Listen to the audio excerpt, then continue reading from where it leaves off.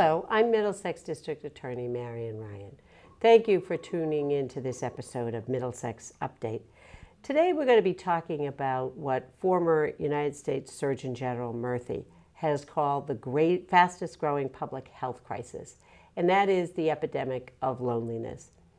Loneliness is one of those problems we see across the county and across the country that really affects every demographic, every age, every gender, every economic group. It's also something, like so many other mental health issues, that people feel stigma around and are reluctant to be talking about. It's also something that we sometimes all feel lonely and maybe have several days or weeks when we might not have a lot of contact.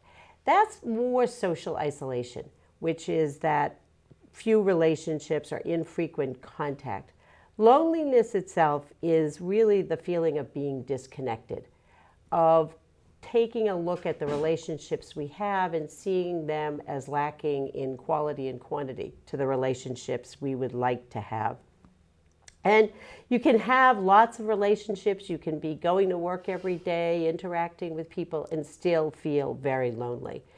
And one of the reasons, and there are many, that we're really taking a look at this issue across Middlesex County and developing some programs to talk more about it and to address it in preventative ways, is that as of June of this year, the state troopers assigned to my office had responded to 52 suicides across our county. That is a number almost double from last year. And the average age of those feeling so helpless that they were taking their own life was 46, but 25% of those individuals, the number we responded to, were over the age of 60. And we know from the American Association of Retired Persons that there are often many signs of isolation that are occurring with our elder population before there may be a loss of life. Those include someone who's lost interest in their personal hygiene, who seems to be suffering from a very deep boredom, maybe neglecting their own nutritional needs, neglecting the rest of their life. Maybe their home has fallen into disrepair, they've stopped doing many of the things that used to bring them joy. And our guests today are going to speak about this in a little more detail and also talk about some of the reasons, and there are many, why we have been seeing this increase in loneliness. Of course, across the world, really, we've had a lessening of interconnectedness with families and communities, and together with an increasing use and reliance on technology, those are real factors in creating this greater loneliness. Fewer people have relationships with their neighbors, interact with community groups, whether it be faith groups or sporting groups, that sort of thing. At the same time, an increasing number of jobs allow and even encourage folks to be working from home, to telecommute, cutting down on their actual interpersonal connections that they have.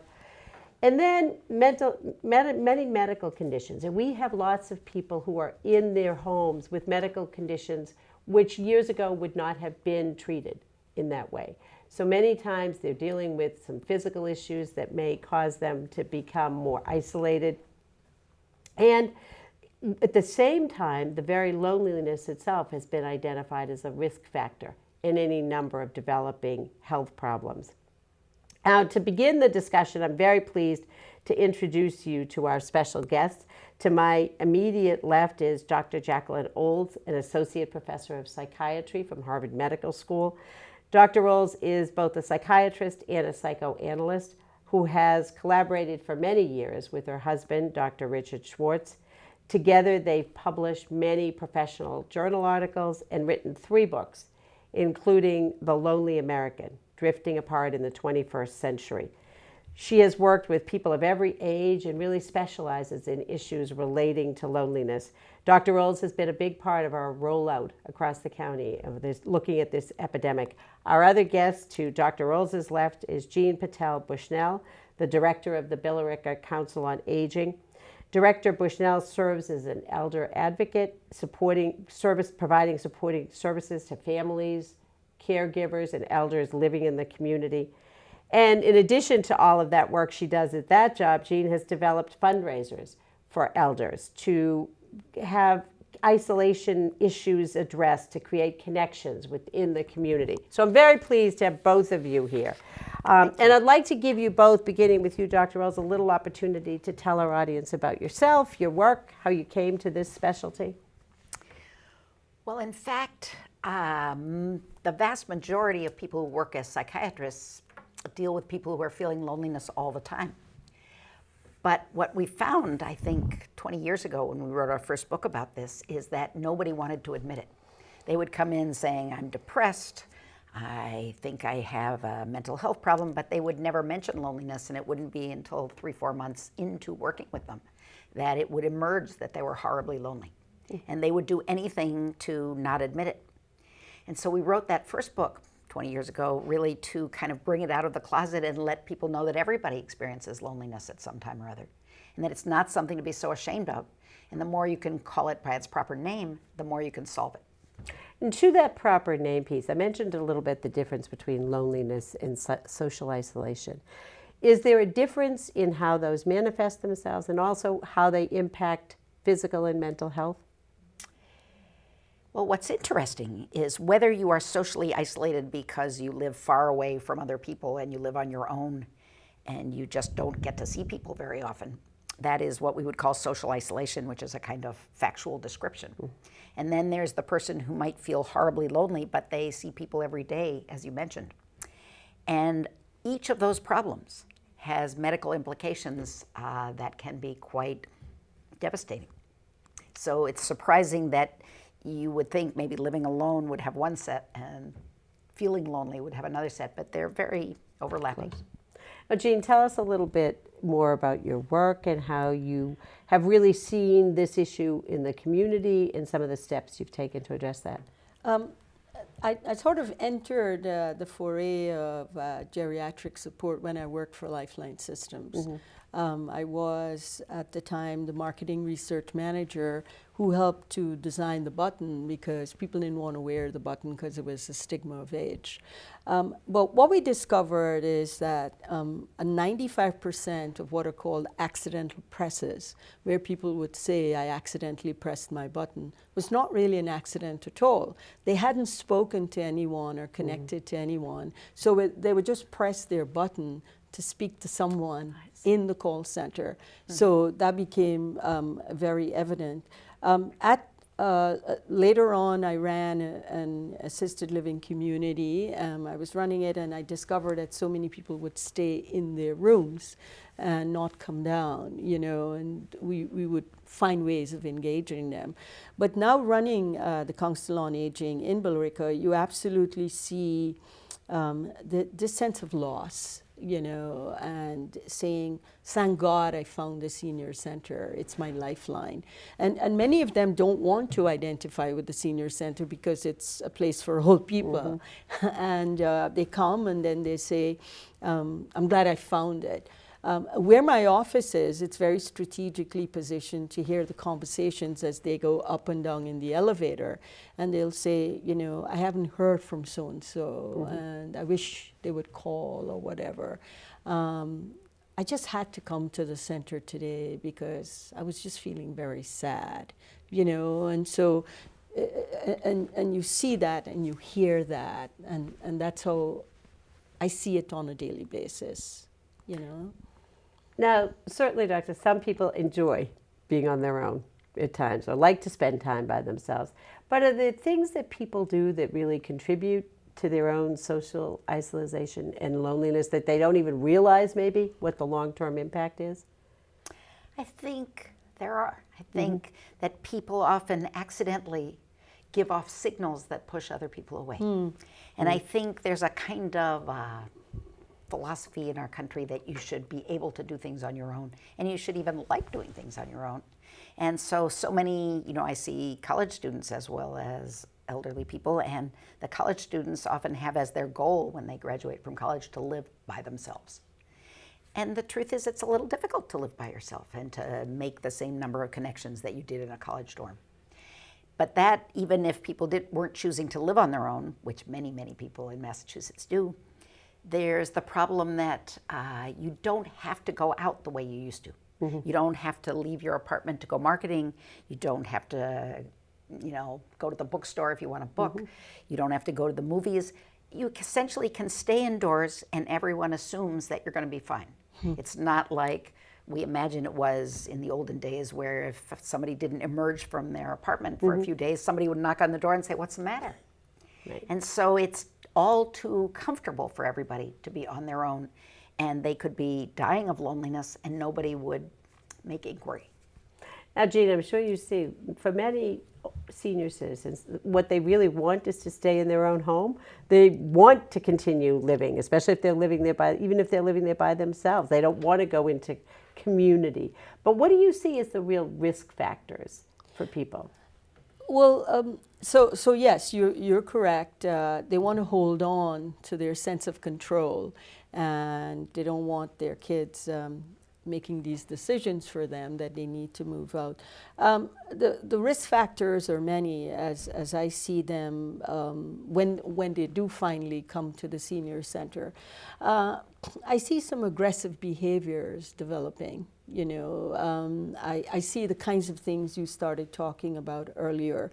This propensity to fall more, not the personal hygiene just goes down. I see a lot of sort of not eating. They would be in the community lunch program, and all of a sudden I see them not eating. So there's that sense of weakness and just desperate sadness, and so while I endorse their independence and their sense of dignity and maintaining their control, this lack of connection to other human beings is so amazingly clear when you watch their decline in health and wellness at the senior center, Now, Doctor, you talked about how everybody is reluctant to admit that they're lonely. Do you think that's greater in people who are older, or might they sort of think, as you hear people say sometimes, well, I've outlived all my friends. They almost accept being lonely as that's my condition. It is true that studies seem to show if somebody is over 65 and lives alone, they are less vulnerable than somebody who's 45 and lives alone. So I think you're right that they understand that circumstances might have caused this rather than a choice that has worked out badly. So I think you're right. And Jane, have you seen changes? Now, you've been doing this work for a long time. Have you seen some changes, societal changes, that have increased that loneliness or disconnectedness? Well, when I look at the thing that worries me a lot is while we've been working really hard to create linkages between the clinical world and the community-based services world, that linkage is not as strong. And so, for example, if I were to observe that lack of appetite or propensity to falls, I can't really call the physician, even though I may know who that individual is. So we've put up walls around ourselves in terms of not being able to care holistically. So that really troubles me, that there are ways for us to link better from the clinical side and the community-based side, and we really need to strengthen that linkage in order to support holistically this person who's alone. And one of the things that we've been doing here in Middlesex is really trying to work with people who may be the only folks who see someone. So, for instance, the ambulance companies, who may get that lifeline button, and yet when they come into the house, sometimes they know they're there more to provide a little bit of companionship. And they also may be the only person over several weeks who sees that individual because they're not leaving their house and going outside. Have you had some success in Billerica? I know that's a very active center in making those connections with community. Yeah, there are a couple of things. So I think one of the vital services is, of course, transportation. Transportation is so important because when they come to the senior center, they're connecting, they're engaging, they're also getting into a whole set of health and wellness regimes. But what's important, you're also learning stuff like new computer skills. So Skype, I can connect with my grandkid, etc. Then all the trips, you just go on a trip, you might be at that moment feeling lonely. All of a sudden somebody's talking to you and you're engaged. We also have something called a lunch around program where we pick homebound folks and match them with the actives, and they go to a restaurant for a fixed fee, great. and we make that happen. The other big thing is the opportunity to volunteer. 51% of the labor that runs the Council on Aging consists of 250 volunteers. These guys come with a lot of energy, but they have a sense of purpose, and they're part of a whole, and that really helps them, you know. And I'm glad that while sometimes I'm like, well, why do we have 51% volunteers? I'm just delighted that we could engage these guys and they could feel that sense of a whole, you know. I want to add to that volunteering is one of the best things you can do to solve the problem of loneliness. So in fact, you're solving it on both ends. The volunteers have a way to engage with each other and with who they're helping, and the people who are receiving the volunteering get the companionship. So it's just fantastic that you have so many. Thank you. Thank you. One of the things I think that's been great for us here is our Project Linus, where we ask people at the senior centers to create blankets for us to distribute to children who may suffer a traumatic event. And it's always amazing to me how anxious people are to do that. People who may say, I can't do some other things, I'm not mobile enough maybe to do things, but I really want to connect to give back. And you mentioned transportation, which, you know, across Middlesex County, we have lots of places where transportation is very difficult. Even where there is public transportation, if you're on a fixed income, it can be expensive to be buying T-passes and things. So are you at the center, do you, for instance, just utilize the vans and things that you have? Have you been able to negotiate some other So we have plans? the LRT, we're part of the LRT system, the Lowell Regional Transit Authority. So we have 3 vans, and you, for a very modest amount, you go to non-medical trips on the van. And then the other big part of all of this is getting that member to their medical appointments, because if we don't get them to the medical appointment, the signs that we're talking about, we won't pick up. So we have a whole set of volunteers now who are medical drivers. great. They take them to their medical appointment. So you call 48 hours in advance and you tell us this is your medical appointment, and we take you to that. So between the vans and the medical volunteers, we've been able to address it fairly well in Billerica. Now, we mentioned, Doctor, a little bit about technology, and technology is great because you can Skype with your grandchildren, you can do all of those things. But what's been your experience, the plus and minuses of technology? It's in a way sad that the people who are best socially and most socially connected use technology the best. Now, there are young people who are shy, who would be a little bit isolated, who use technology sometimes well, sometimes not so well, but it's a wonderful tool for them. And they have a way of talking with other people their age without having to be in the center of things in their high school, so to speak. But I think that the downside of technology is much bigger than the upside, although I don't expect us ever to go backward. And that is because of this phenomenon where nobody feels they have to go out and do things anymore. They barely recognize that they're stir crazy. And so you've got all these fabulous techniques and you think you can do everything and you're on your phone for 4 hours a day, but that's an absurd way to spend a life. It's bad for them in terms of exercise. It's bad in terms of really having contact with people. And I myself notice as a psychiatrist that when I do a telephone session, I am just not as engaged as when somebody's right there in the room. So I think the face-to-face engagement is what we were meant to do. And I would be so sad if technology somehow took us away from there permanently. Right, right. And what about, you're right though, because as Jane said, the people who are engaged in the senior center the people who are at the senior center learning to be very much involved with technology. I mean, I'm at the senior centers, I hear them talking about, they're posting on Facebook, they're doing all of that. And yet they're the people who probably have the most relationships.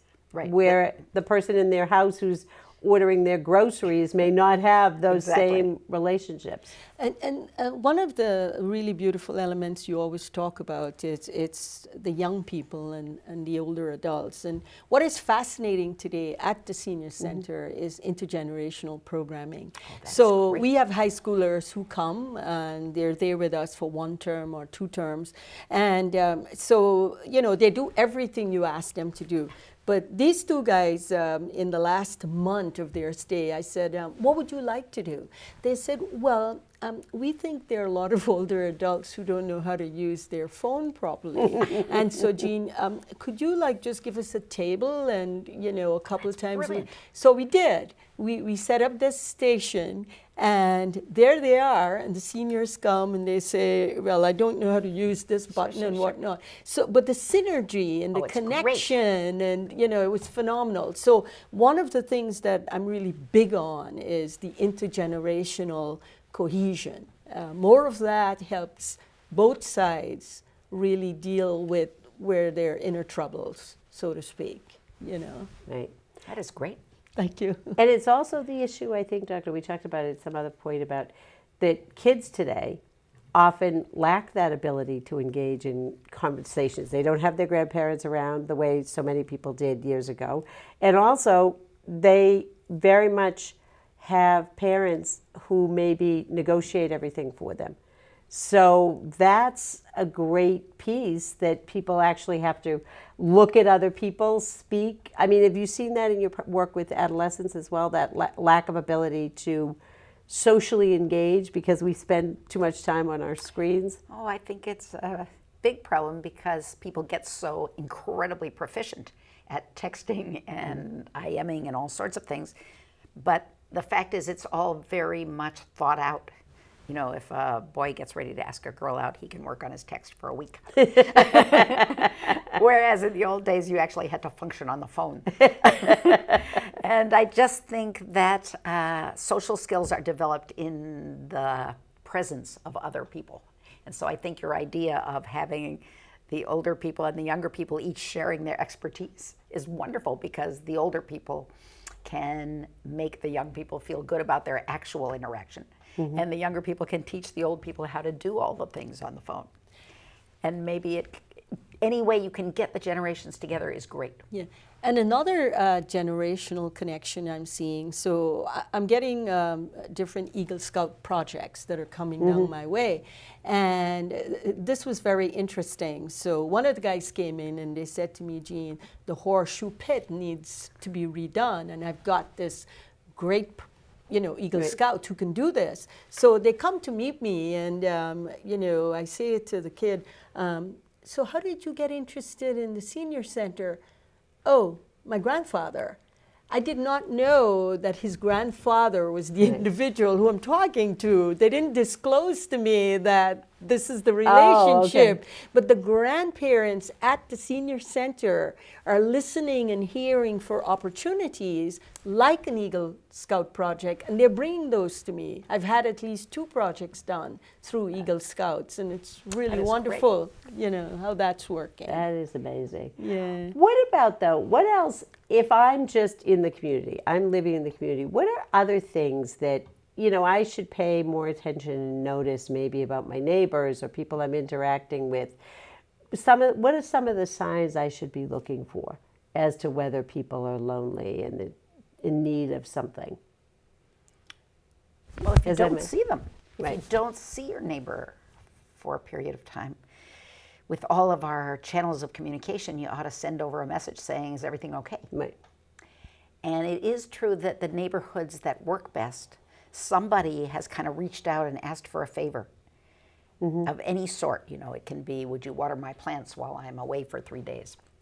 But once you do that and you say, and I would of course do the same for you, that begins the little piece of cord that links a neighborhood together. And if you have a neighborhood that has an ongoing block party, everybody knows each other's name, and it's just marvelous. But the neighborhoods without something like that, and they're often with big apartment buildings, everybody feels they have to act aloof and anonymous, which is such a shame, because as soon as you know somebody in your building who will help you out when you're in need and you can help them, it feels so much warmer and fuzzier. Right. I think for me, because at the senior center you feel like you're one big family, they'll talk to each other and they'd say, I haven't seen Mary in weeks, you know, we need to be doing something. So they'll go to my outreach department and we'd make a call, or they'd call to cancel something, a family member, and we'll come to discover that person has gone to the hospital. But it's more that very friendship group that would say to me, we haven't seen her, we need to check in, stuff like that. The other program we have, which is the Meals on Wheels program, we deliver meals to about 82 seniors. So those guys that go in to deliver the meals, they're an extra set of eyes and ears. So they'll be able to say, you know, I'm knocking and nobody's coming to the door. And then we would get services involved to figure out what's going on. So it's the friendship eyes, but the community eyes that have to be engaged to find out. So we could build those community connections. But what if I'm watching this program and I think I really do feel lonely? I don't have a lot of connections. What's something, and yes, there are lots of big steps that I could take, but what's a small step I can take to start improving my own condition? So I was cribbing from Ben Franklin when I said you should ask a favor. Because if you ask a favor, then the other people don't mind doing favors, they mind asking. But if you get up your courage and ask for a favor and say, I would love to reciprocate as soon as possible, and kind of follow up on that, that's the beginning. And then, you know, once you get in the habit of handling each other's trash cans or, you know, watering each other's plants or whatever, pretty soon you've got enough of a back and forth so that it could develop into a friendship. You could say to your neighbor, well, maybe we should get, you know, this block together. Maybe once a year at least we should have a party. Or in my neighborhood, I'm very proud to say somebody organized something that runs in the winter called Avon Hill Evenings. And so they take any neighbor who wants to give a talk on something, you know, it could be an insect expert, it could be somebody who worked on the highway system. They will talk about what they do, and they will give a sort of 45-minute talk on it and take questions, but beforehand and afterwards there's mixing and mingling. Socializing. So you get to know people. Now that takes a lot of kind of oomph to organize that kind of thing. But once it's organized, it's just such a boon to shy people. Right, because you just show up, Right. and there's a topic people. already in front of you to talk Exactly. about, right? What else, G? What can people?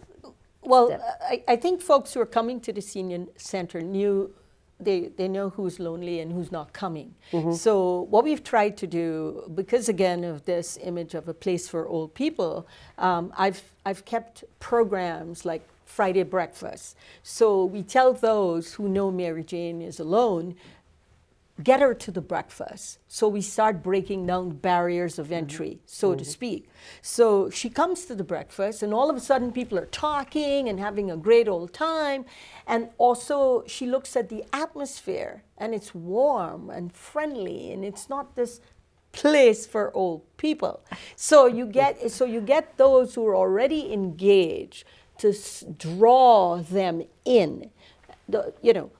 Come, let's go to lunch with the senior center. Don't talk about a talk on diabetes or talk on falls. Get them away from topics that they don't want to hear about, and get them and get them in for breakfast, and then they go, oh, this is a great place. I could be coming more often. So you get those who are sort of convinced it's the best thing to bring in those slowly and surely. They know in the community who needs to be coming and who needs to get engaged. So that's the tactic we've tried. Thank you. Great tactic. Thank you. This has been a wonderful conversation. Unfortunately, we're out of time, but I want to thank both of you for being here today and sharing this information. But also want to talk about some of the things that we are going to continue to be rolling out across Middlesex County on this issue. We have adapted a program, Question, Persuade, and Respond, the QPR program, which helps people who are first responders, who may see people who are really in the brink of in the throes of some mental health issue, to respond with appropriate questioning and trying to move people towards help they may need. That's something we're going to be rolling out to our police chiefs, fire chiefs, and school superintendents to get out into the community. So you'll be hearing more about that.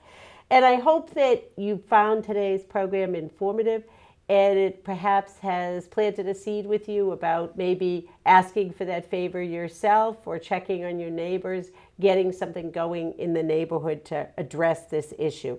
So I want to thank you for watching and hope to see you on future editions of Middlesex Update. Thank you so much.